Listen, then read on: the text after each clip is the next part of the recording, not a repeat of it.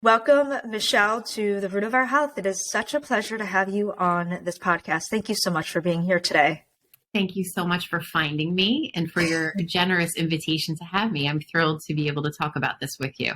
Yes, so am I. And yes, once I saw what you're about and what you speak about day in and day out, I had to snatch you up and get you on this podcast because this is such a topic near and dear to my heart, but I think just in general, everybody needs to understand more about how to move through such topics. But I'm trying not to get really into that yet. Let's talk about you. First, I want to start. So in the beginning, now I know that you have a book out there. Breaking into my life, growing up with a bipolar parent and battle to reclaim myself, which I will definitely put in the show notes for people to link on and get. This, you also talk about your past and how it brought you to today. But if you can give a little snapshot for me and my audience today, can you tell us a little bit about your background, where you came from, and how it led you to what you do today? Yeah. And thanks for asking, because, without the background, there is no, I feel like, foundation for what I do. It's really been an incredible journey when I actually stop for a second in moments like this and reflect on it. So I was very fortunate and had a remarkable career in the pharmaceutical industry, about 19 years. But prior to that, I grew up with a mother who was bipolar. And that entire experience shaped me into the woman that I became, but yet was something I never really looked at, spoke about, was just pretty happy that I had survived it and was able to land a good job and have a good career. But that entire experience of loving a family member with a mental illness is truly life altering. When one member of a family struggles with a mental illness, the entire family unit is affected, whether or not we like to admit it. But so that experience shaped me. It taught me a lot of compassion. It taught me survival techniques, because my mom was mentally, physically, emotionally abusive because she was hurting. But that experience was something, like I said, I that was like dormant within me, and I was just kind of carrying on with my life until I worked at my last Fortune 500 company, and I found myself telling a colleague at lunchtime about my mom. And before I knew it, I was standing on the TED stage telling the story in front of all my colleagues on the TEDx stage. So that was a really pivotal moment for me, because that got me connected to the power of storytelling when it comes to creating more compassion, building a bridge to other people. Colleagues sort of came out of the shadows, started to open up to me, talk to me about what they were dealing with. So I was creating like this safe space for people to just honor their own story or their family story. And that got me connected and motivated to write my memoir. So I went on then to write my memoir. And then with that memoir, I decided, if I could do this, on a TED stage and have the reaction, what would happen if I took the book and actually went out and started to talk more about this? Could I actually be the person that helps create more compassion, understanding, and empathy for those suffering? And so that's really what I did. And then before I knew it, I was really connected to this and decided, I think I need to take this a step further, be part of the solution. And I left my corporate job and started my company. So the rest is history. Nice.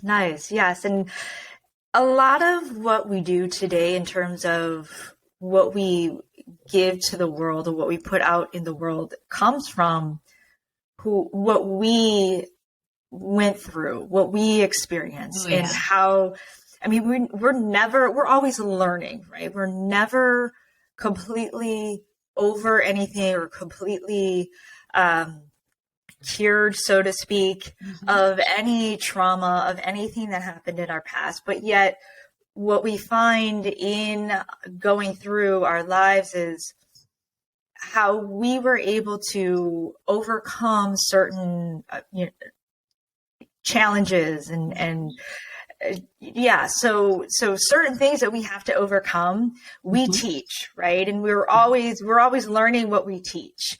And that's that's a good thing, because it's like, okay, well, you know what? I'm not perfect, and other people see that you're not perfect.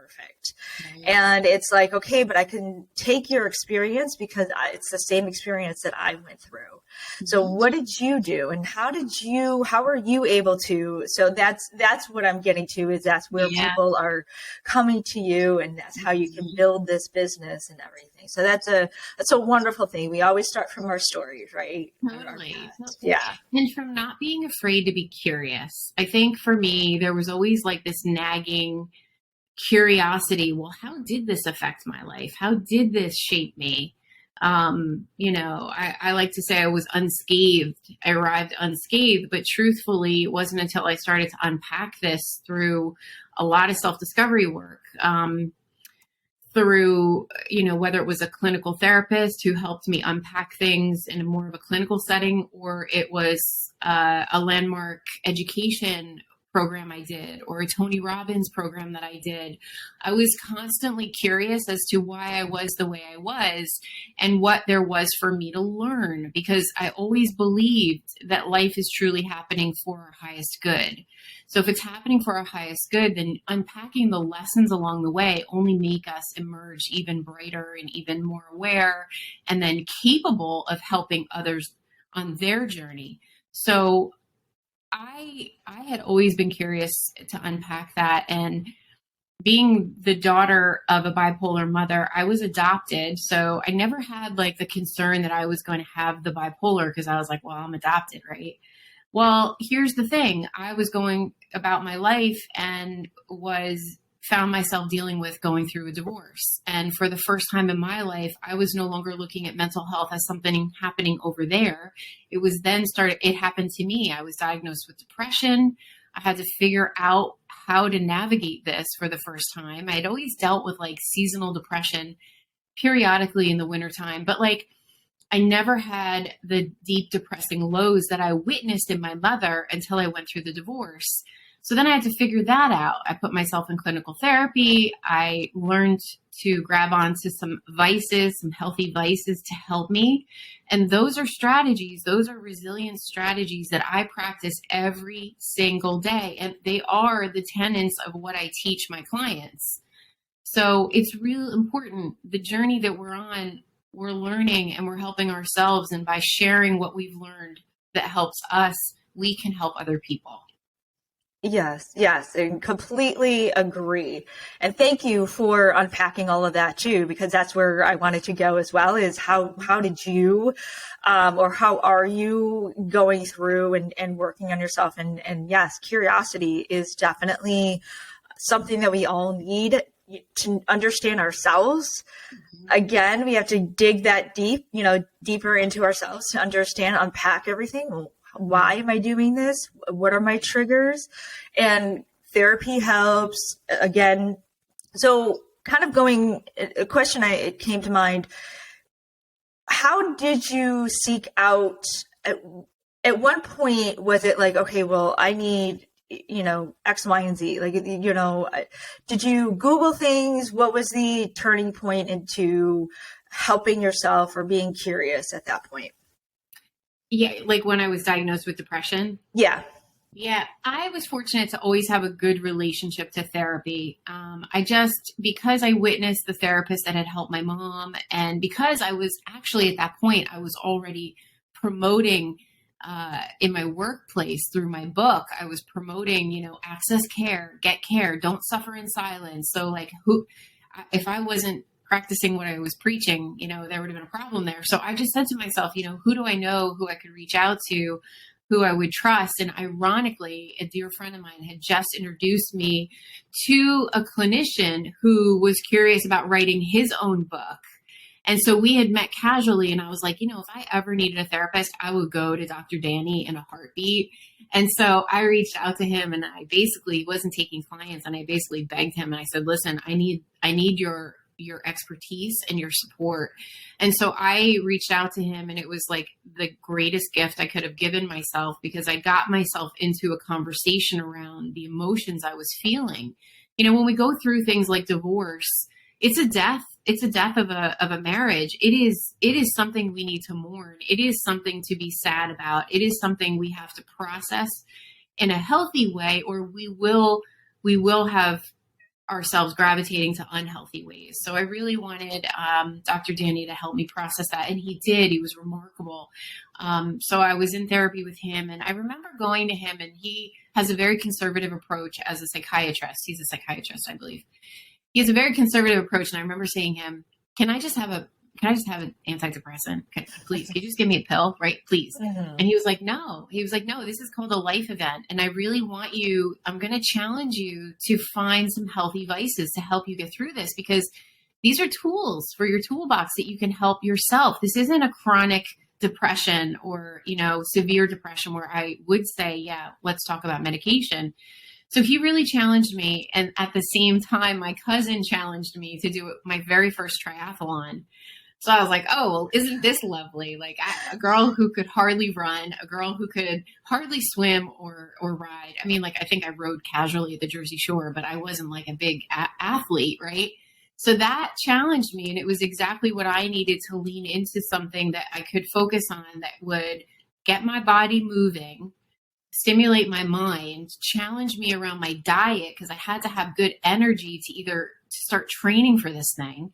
So in leaning into the training of the triathlon, I got myself healthy and I started to feel better. So that's what he meant by finding healthy vices. So that was really my healthy vice that really helped pull me out of that depressive state and get moving and start feeling good about myself and start feeling empowered. Because when I crossed the finish line, there's no better feeling that, like, oh my gosh, I just did that, Yeah. So that was my my little healthy vice that really made a difference. Amazing. Yeah. And, thank God for that psychiatrist as well. Because, yes, he could definitely have just said, here's some pills and get on your way and that's it. But you had support, right? You had support in terms of not only the psychiatrist, but your friends like, come on, I got you. And that's amazing. That's amazing. So I want to kind of dive into a little bit of a meaning of resilience. So to you, what does resilience mean to you? Yeah. So when I talk about resilience, I'm talking about resilience as more like emotional resilience, and resilience more as a lifestyle, not as something you have to build in response to something, but like resilience as a lifestyle. Like, what am I doing every day to make sure that I'm resilient in whatever life throws my way? So it's not relating to resilience as, oh, I got to build myself back after this blow. I really want people to start thinking about resilience as a lifestyle that they're constantly, refining for themselves, so they're prepared and they're fully empowered to navigate whatever is going to come their way, because we know life is going to throw us challenges and life is full of stress. So why not just equip ourselves with the mindset and practices that build a resilient lifestyle? Yeah, I completely agree there. And one step further, I'm going to ask about psychological resilience. Is that still in the same bucket, or is there something separate in that? Well, I think that in order for us to be psychologically healthy and well, we have to look at what we're doing physically. So they're woven together.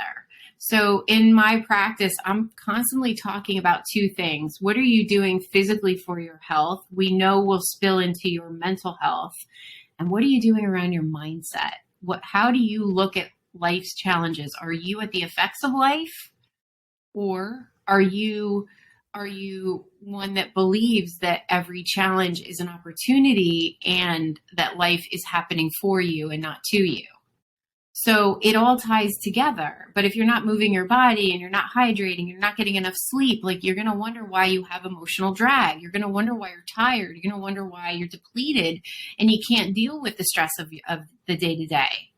So it all is tied together. Yes.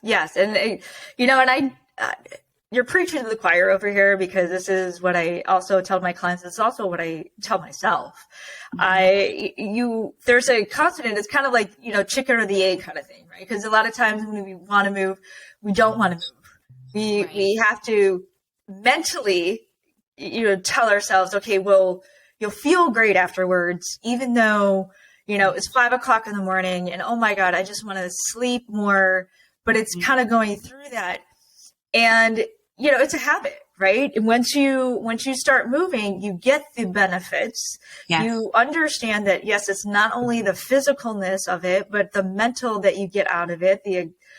I mean, do you work out in the morning? Cause Girl. So first of all, to your point before, I'm surrounded by incredible people. I think that God or the universe has decided that he's going to place these amazing people around me that I can't fail. Mm. So I have amazing people around me. And I want to say in December, one of my coaches said to me, he's actually a mentor now. He was a coach, but we are very close. And so he said to me, hey, Michelle, what's your one word for 2023? And I said, my one word. I keep hearing this one word stuff. Mm-hmm. And he's like, well, you could do resolutions, but we know how resolutions go. And I was like, yeah, you're right. Okay. So my one word. So what's my one word? He's like, I want to know what your one word is. So my one word for 2023, which has completely up leveled my game. I'm not even kidding you. We're in the month of March and like I am seeing results like I've never seen in my professional and in my personal life. So my word for 2023 I declared was self-discipline. And so what does self-discipline mean? So to me, self-discipline is really about being consistent, controlling my actions, feelings, emotions, sticking to my plans, and will help me stay motivated to achieve the success that I'm looking for. So now if I use the word self-discipline as the barometer against my life, my personal life, and against my professional life, then I'm challenging myself every day. Am I being self-disciplined?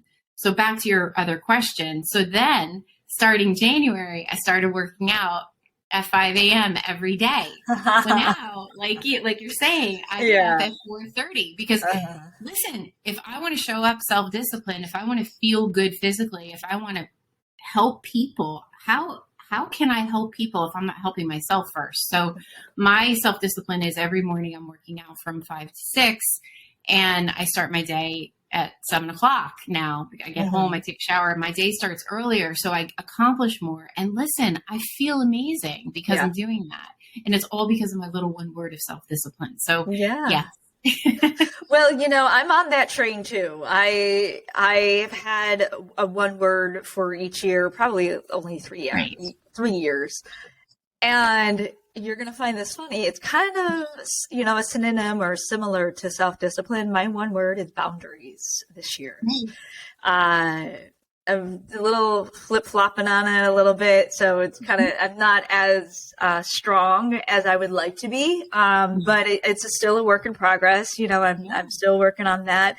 And and I feel though, when I successfully for at least, a couple weeks, 3 weeks or so, have the boundary set, I do feel exactly what you said in terms of showing up for myself, but being my highest self, right? Being the energy that I want to see other people gravitate towards or be. And self-discipline, movement, boundaries, all of these things we have to teach ourselves in order to teach others. So amazing. Now another thing, a term that I would love for you to share in your words is, what is a wellbeing strategist? What is it actually? Wellbeing strategist. What is it? For lack of a better word, what do they do? Yeah. Well, that's one of many hats that I wear, right? So I'm a well-being strategist in the workplace. I'm also a resilience coach, but as a well-being strategist, I'm working with HR leaders to really talk about what are the concerns that they're seeing with their staff. We have a lot of people on the verge of burnout. We have a lot of folks who have just forgotten, what does it mean? What does self-care mean?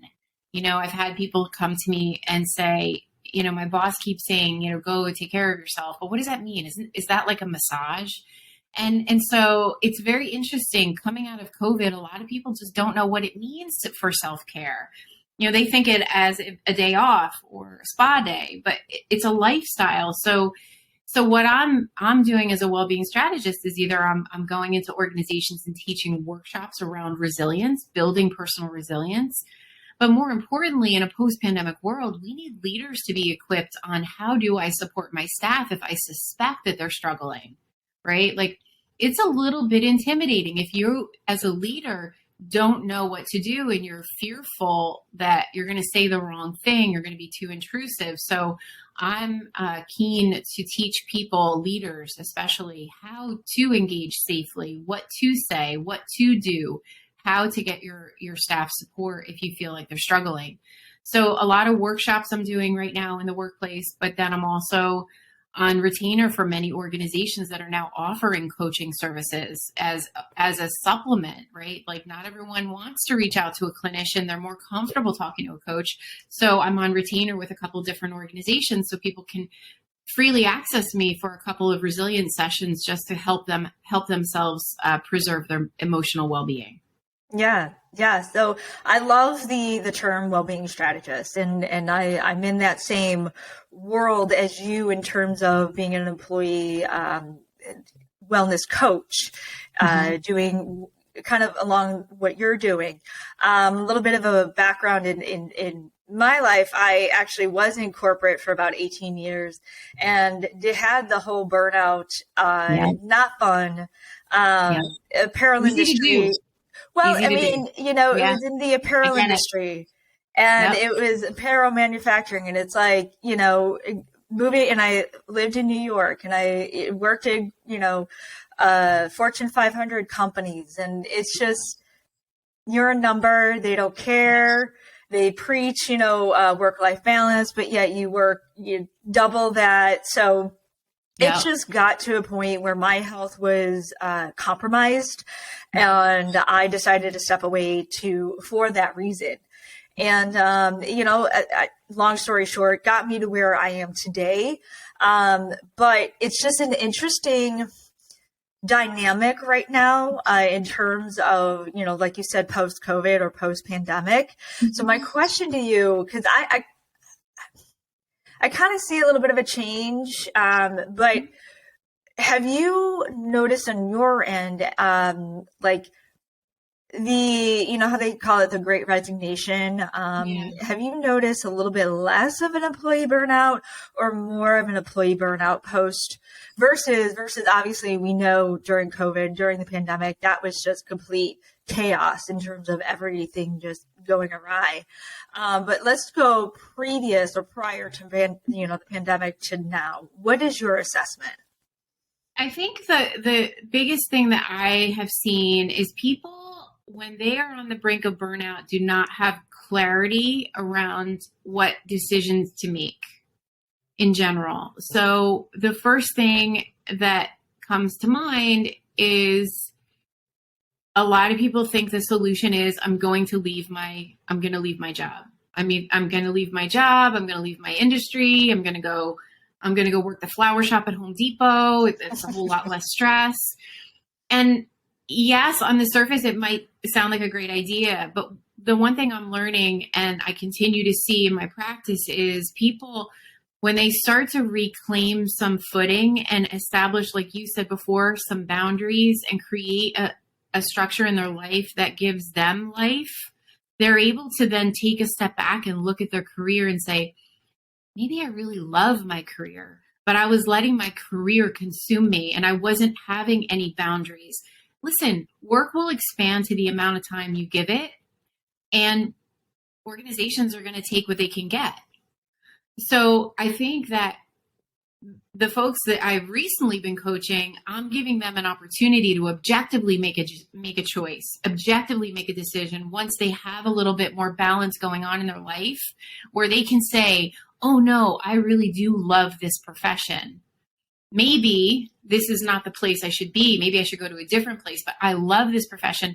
And that was getting clouded because I was burning out and not having any other balance in my life and doing other things that I love, and foregoing my well-being, things get really skewed when we're on the verge of burnout. Mm-hmm. So it's a good opportunity for you to check yourself and say, let me get myself feeling good so I can make an educated decision as to, do I want to stay or do I want to go? And if I do go, am I leaving an industry or just moving to a different organization? Yeah. And that's a good point. It's obviously individualized. You can't, again, I'm going to kind of be in a personal example, but in my case, it was more purpose, right? I wasn't feeling any purpose in the industry. So if you find purpose in your industry, but yet you're not in the right fit of the company, so to speak, right, that's a different dynamic. It's not like, okay, I'm going to jump ship. And like you said, that example, I like that. I'm going to move to Hawaii and just, like work, serve, I don't know, drinks or something in a luau. But it's just, the grass is not always greener. We just have to put perspective and yes, step away maybe for a minute, or talking to somebody like you, or talking to somebody kind of going through of, I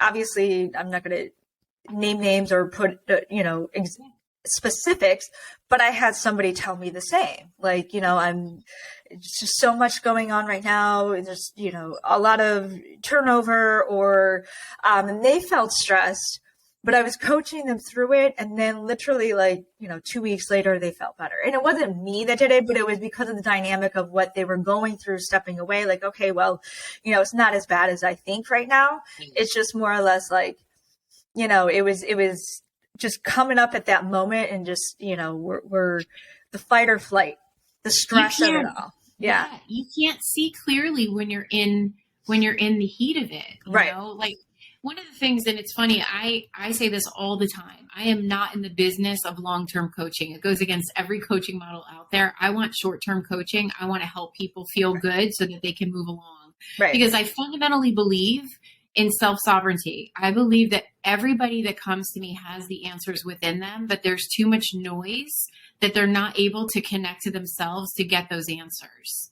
So just like you said, taking a step back, connecting to yourself, really understanding what it is that brings you the fulfillment, that requires that you go within yourself and you do the work yourself to figure that out. I, as a coach, am not going to come to you with the golden answers. You have those answers. So it's a matter of you getting clear in terms of what are the next best steps for you to take. Right. And we all have it in us, right? It's just a matter of those questions that we ask and getting those, answers out and being like, oh yeah, that was easy. So, you kind of already mentioned a few, but is there any other tips or tricks? Well, maybe like 2 tips that you can give today, my listeners, me, anybody, on how to be resilient, what we can do today to be resilient, to live a resilient life. Love it. That's a great question. And I want to have people realize one thing. Stress is inevitable in our lives. Every day, there's going to be life stress, there's going to be family stress, there's going to be work stress. So the best thing you can do is be prepared to how you can best deal with that stress. So you want to make sure you're not waiting around for stress to go away in order for you to feel good. So you got to grab onto it and feel good every single day. And one of the biggest things I see in my practice all the time is people falling into their day.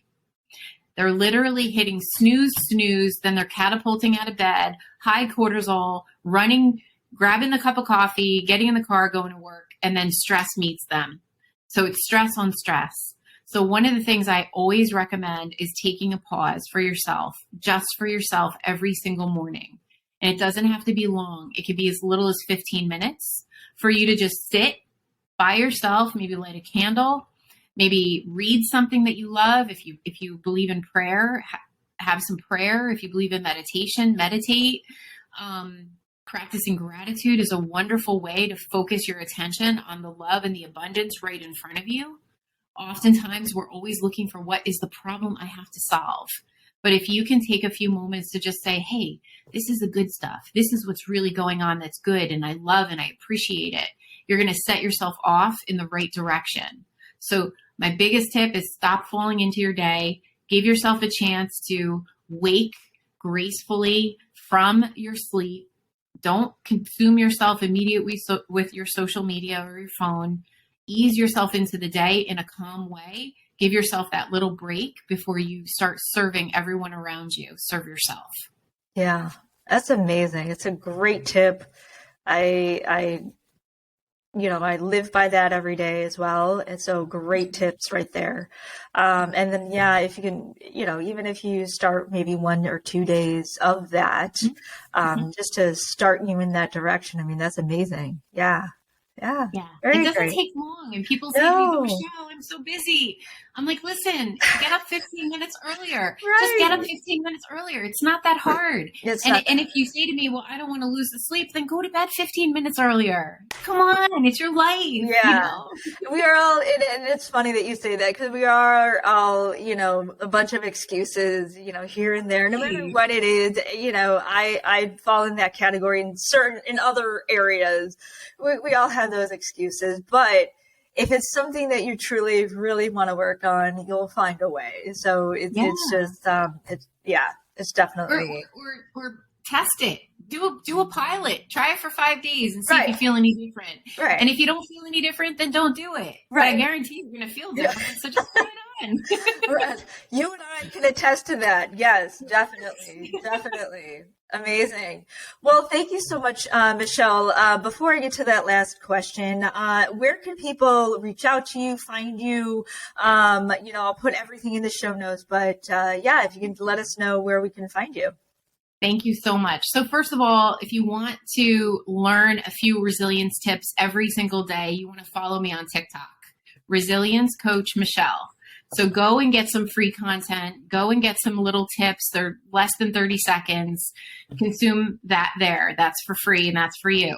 If you want to connect with me and you want to talk about corporate programs, resilience trainings, leader trainings, the best bet is on LinkedIn. LinkedIn's my legit second home. I'm always there. But if you just want to hit me up, it's probably best that you hit me up either on LinkedIn or even, through email or phone, and you can drop all that stuff in the chat. I'm always happy to talk to people. If there's anything I can do to help, that's what I'm up to. Amazing. Yeah, thank you. And, love that you're here and you're providing the services to help us. And ultimately, we all want to be happy. I know that's a term that's a lot, thrown around a lot, but I think, happiness to, again, individuals and how we could support that and service that. It's amazing that you're a ray, I say a ray of light and giving others, a little bit of happiness in their day. So amazing. So last question I have for you is, what is your favorite quote or any words of inspiration you can share with us? Oh, wow. Oh, there's so many. I mean, I think it starts with our belief system. And I have to even remember this in times of struggle. Listen, life is always going to throw curveballs at you when you just are perplexed why you have to deal with something that's painful, that's difficult. I learned this from the man himself, Tony Robbins. Legit. I mean, he inspires me all the time.